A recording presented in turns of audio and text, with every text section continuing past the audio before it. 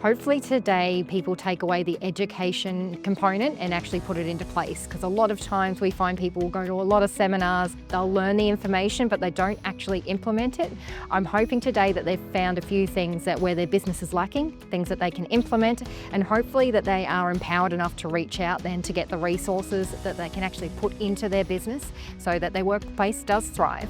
An event like today is one way that our RJC is supporting our business community to be able to attract and retain staff in our region. So today, under our action plan, is one of our How to Employ events.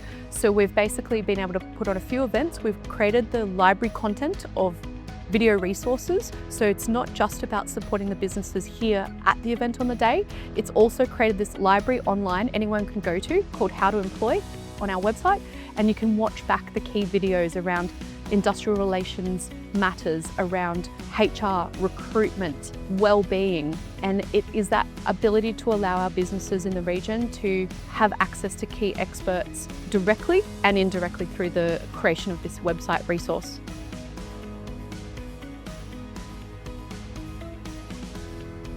Hi, I'm Des. I'm from People and Culture Consulting, so I'm the owner there. I provide specialised HR advice for small and medium businesses. It's a common mistake I see small businesses make in my area, certainly just not seeking that external support or not having the mechanisms to keep themselves up to date on the HR updates, legislation updates, best practice, and the support is really out there. So using the Chamber of Commerce as an example, the Redlands Jobs Committee, I think coming to days like this are also important for them as well to open their eyes to what support is available, and networking for them to meet some other people, to know they're not alone in their challenges. That's important. In my presentation, I've asked employers to list a couple of things that they want to work on when they go back to their business. So I think I want them to look at their teams differently than maybe they did yesterday, in terms of identifying that they're all different. What needs do they have? How do I get the best out of them? And also, how am I going to manage the ones that maybe aren't working to the level I need? And what things can I bring in to celebrate their efforts and create a great workplace? It's just so important in the current labour shortage market to make sure you're doing the right thing by your people so they can do the best thing by your customers and your clients and your suppliers. My name is Ben Schaaf. I'm a director at McCarthy Jury Lawyers. Employment law is one of my specialty areas of practice. There's probably two key messages that I want to get across today. The first one is you need to have a performance management plan. So it's very important to talk to your employees and then document any discussions you've got into a formal plan and then try and enforce the plan. My second one is that use probation periods. I have so many inquiries around people who want to dismiss employees after the end of the probation period when it became clear before that. So my advice is use a probation period if you can. A small mistake that a lot of business owners make is, again, not documenting their processes or just relying on conversations and not following up in writing. I always suggest it doesn't have to be War and Peace, but at least make a file note at least, and if you can send an email or some other document to the employee, that's really helpful. One small change that I would suggest is for employees to get appropriate advice from professionals like Des, or for law firms to at least have contracts or get some advice when they are having problems with managing their staff. My name's Tom Hannon. I'm a psychologist and director at HR Wellbeing Psychology.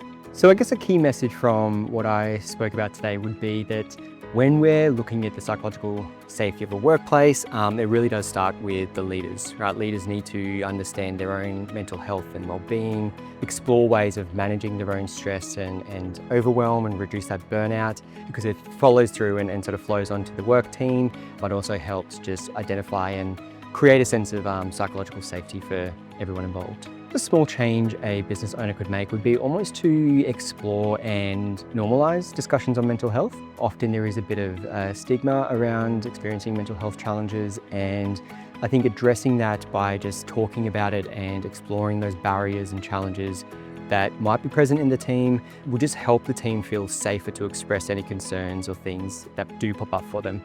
So I think what was really helpful today that I hadn't expected to get was ways that I can support my staff with mental health within the workplace, and just making sure that we look after ourselves, because I think as therapists we're always looking after our patients.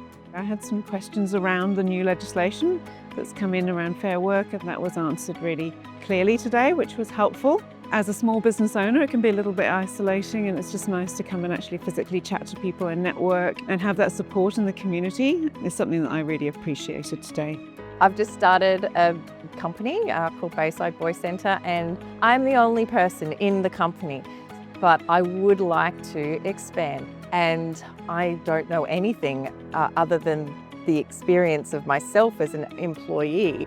I wanted to be able to get some foundation information first so that then I can know what to research, what paths to go down. I think it's really important because they target the smaller businesses. Like for big companies, they always have an in-person that's HR or anything for that matter of fact. With smaller businesses, because everyone is so individual, you can actually ask a question and it's a smaller room and touch on topics that most of the time when people ask a question, every single person in the room could relate because our businesses are kind of on the same level.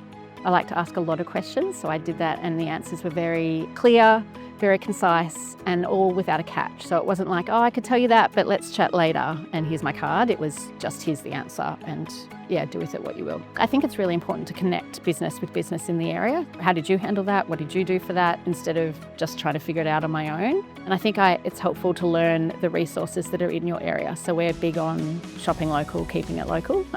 So yeah, well, knowing that there's local people that can help me if I can't get help anywhere else. I really loved today because it was all about the businesses guiding the direction of where we went with the conversation. And so it was really relevant, it was really engaging, and it allowed that direct one-on-one discussion, and then each of the expert panelists and sometimes other people from the floor being able to add their 2 cents or their perspective to the discussion.